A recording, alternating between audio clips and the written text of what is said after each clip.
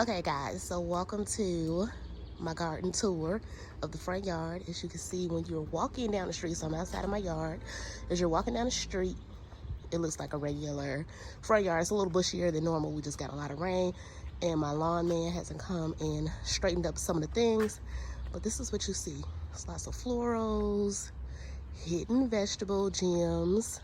So you walk into my front yard, and then on this side you have rose bushes, sunflowers, okay, growing. Beautiful perennial plants that come back every year. That's what perennial means. Some of these plants, they blossom at certain times. So like this one is a early morning blossom. You'll see some pretty purple flowers pop up. I have some gladiolus. Everything is looking a little crazy right now because of the rain. So I have some poppies in here, so pretty. But then this big massive plant you see right here is a pumpkin plant. Okay, so I have a pumpkin plant growing right here that I need to train to go up my fence. And then you can see like a little, there's no pumpkin baby. See this little pumpkin baby right there. Okay, and then as you swing over, so I'm trying to do curbside appeal and utilize all of the sun that I get in my front yard. So I have beautiful flowers, hydrangeas, rose bush. Right on the other side, I have sunflowers, peonies, beautiful sunflowers. And then I also have some edible things down here. So I have nasturtiums. You can use this in salad. It kind of tastes like arugula a little bit. And then the flowers, they grow beautiful flowers. I'll show you them in a minute. And you can put those in drinks. And then I also have some borage down here with the purple flowers. Those are perfect for drinks as well. You can use them in water to make like cucumber water. But then right next to it, in this big pot right here, I have a tomato plant. This is a pink Brandywine tomato. We got some marigolds to kind of keep the pest away. And then on the inside of there, I have a little Swiss chard plant. So that's gonna be getting big for the fall. That's gonna be my fall plant. So I did some little fall planting. And then next to it, I have, I forgot the name of this plant, but it's also an herb. And then I have a sunflower that fell over. I have this beautiful hollyhock. Oh my goodness, it's so gorgeous, and it attracts all the pollinators. And then I have this beautiful flower right here. It's a tropical flower, so I'll be digging it up and taking it in the house in the fall because we have harsh winters. And then right next to it, I have this tomato plant. This is the Mr. Stripey. As you can see, it's already got tomatoes coming on. And these tomatoes are going to get large. These are your large slicing tomatoes. Okay, and then right underneath that, I'm growing a golden beet. It is getting big. And then right next to it, I have my little baby fig tree that I'm babying. I just got this fig tree this summer. It had one leaf on there. And look at all the growth. Super excited. And then I have my banana plant. This is my first year growing a banana plant, and it was on my wish list. Okay, and then I have some poppies underneath to attract all the pollinators. I have some pansies because I saw this video where this couple was like, yeah, stepping on my pansies or something like that, and the lady was like, these are not even pansies, these are marigolds. But anyways, ever since I saw that video, I wanted to grow pansies, and as you can see, they're not doing the best. So, but I'm growing pansies. Okay, so we have tons of ferns, which I think next year I want to try to minimize my ferns because ferns don't do well in the heat. They like a lot of water and they don't like a lot of sun beating down on them. And so like I said, my front yard area, I get tons and tons of sun. So I can move these to my backyard where it's more shaded and then utilize this space next year for my vegetable plants. Also, excuse all the weeds in the grass. Next year we plan on resodding the grass, putting some new grass down because the weeds took over. But that's a whole project. So I have this little perennial bed in the middle. So once the grass is lush next year, it'll look really beautiful because it'll pop out. But in my perennial bed, I'm gonna have Canna Lilies.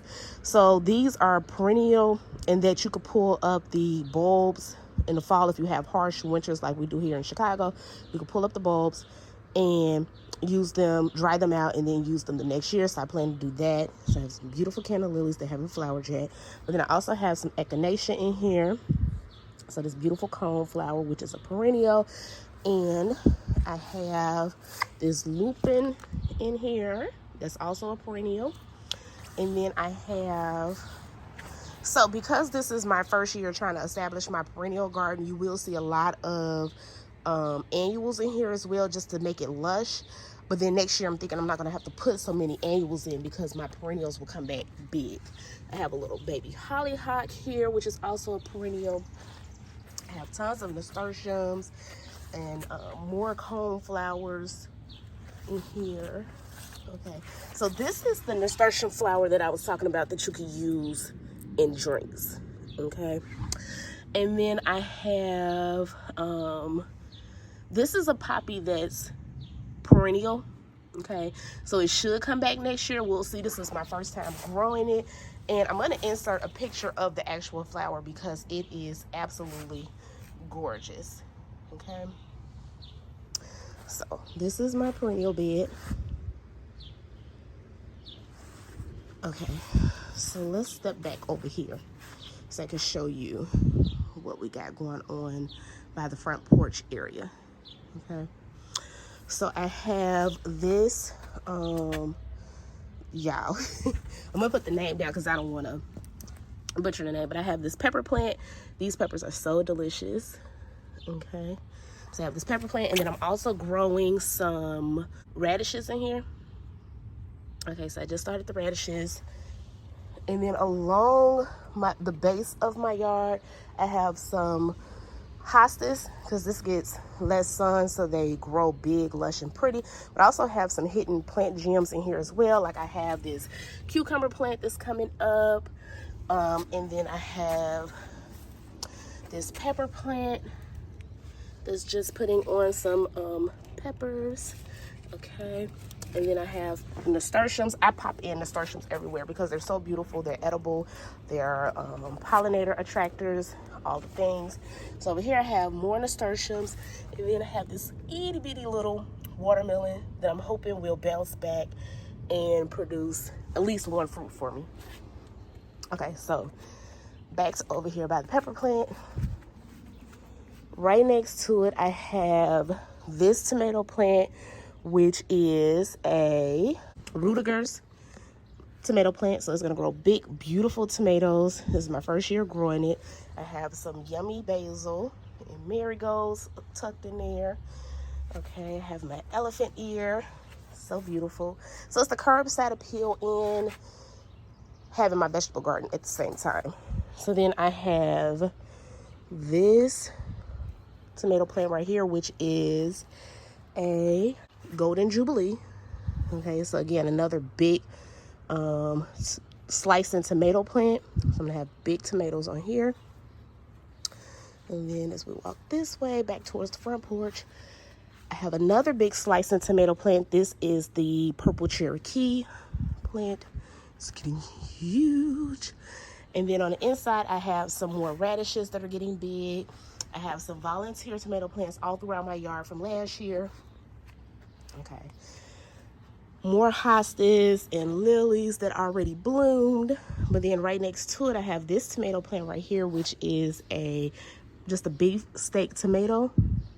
Okay, so again, big luscious tomatoes. And then I have radishes down here, and they are getting big. Delicious. Yum. And then right on the side of my stairs, I don't know if you guys can see it, but it's staked up, I have corn. My first year growing corn, so that's exciting. Okay.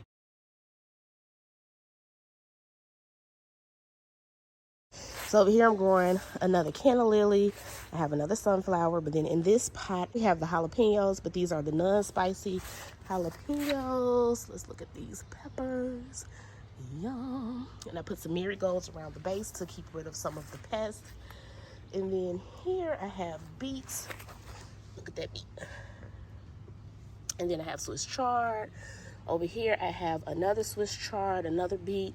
So I pulled 2 beets and I replaced it with Swiss chard so that the Swiss chard could be growing big over the fall. I have borage, which is again another herb. My strawberries. Okay, we got some strawberries turning red. Okay. And then I have another pepper plant that's starting to flower. This is a banana pepper plant. Okay, some more beautiful flowers for attraction, and then I can cut some of the flowers and make bouquets to bring to the house. And then down here I have a little cantaloupe plant that I'm hoping will take off. Okay. So over in this section I have more just beautiful flowers for, again, attracting the pollinators and curbside appeal, and some of the flowers are edible. Okay, so I have this big poblano plant that's starting to flower, little flower buds. Okay, and then inside of it I have a little Swiss chard plant that I just planted up, and this is my herb container for tea. So I have chamomile echinacea. Okay, so this is the chamomile flower. It's looking a little beat up from the rain, and then this is my echinacea. Okay, and then right behind this little guy right here I have a ground cherry plant.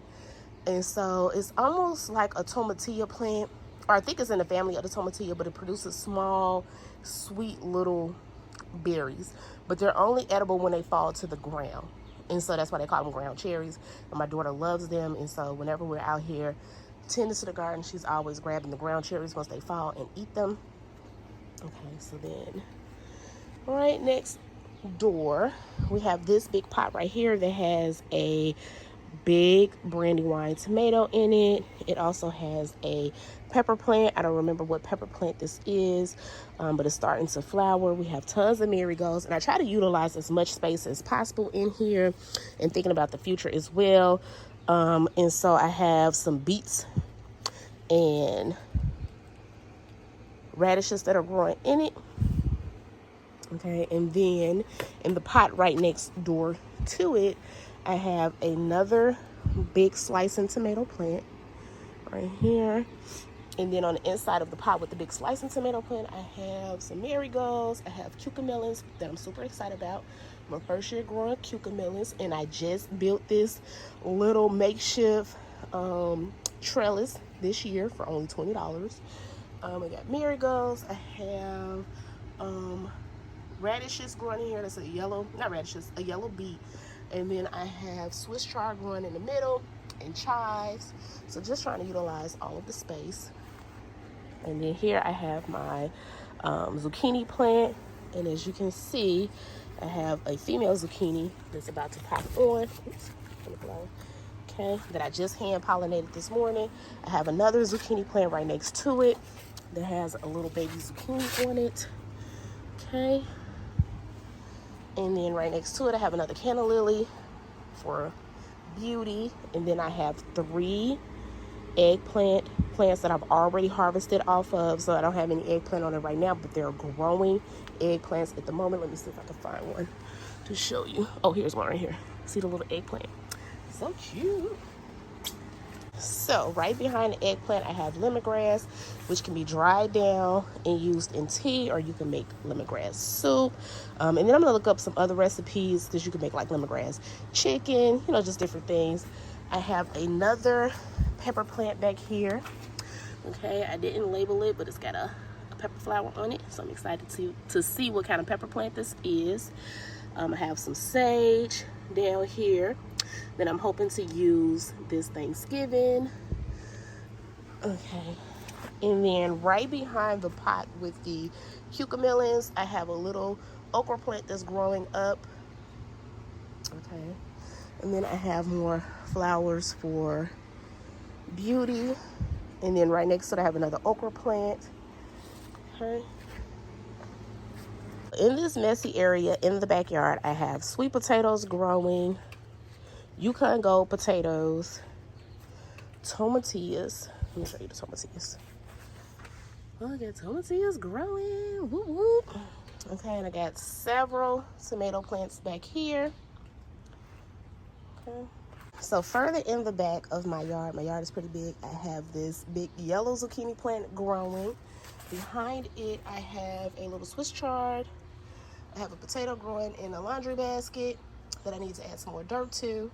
See the little, potato. And then I have tons of potatoes growing right here in these 2 barrels. Okay. And then I have a tomato plant growing in this bucket. Now, because this is in the back, I'm able to utilize the 5-gallon buckets because they're out of sight, out of mind. Nobody is seeing them. It's not taken away from my curbside appeal. But I have this beautiful purple Cherokee tomato. Okay. And right here I have another large slicing tomato. Now, these tomato plants haven't been labeled, so I'm not sure what they are, but I know that they're large slicing tomatoes. Then I have a little okra plant down here. And then on this side, I have corn. Okay. Still learning about the corn, guys. And so on this side, I have more slicing tomato plants. I have 3 more.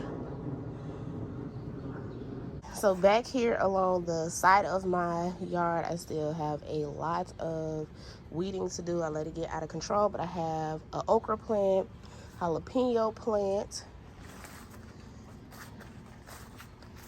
and some collard greens. So that is it for this quick garden tour, this mid-July garden tour. I finally have a lot of things growing. So I'm super excited. It's been hectic here on the east side of Chicago with the weather. It's been really rainy, or it's been really cold, or extremely hot, just all over the place. And so it's just it feels really good to finally have flowers on my tomato plants, actual tomatoes growing, and things like that. Okay, until next time, have a good one, and I'll talk to you all soon.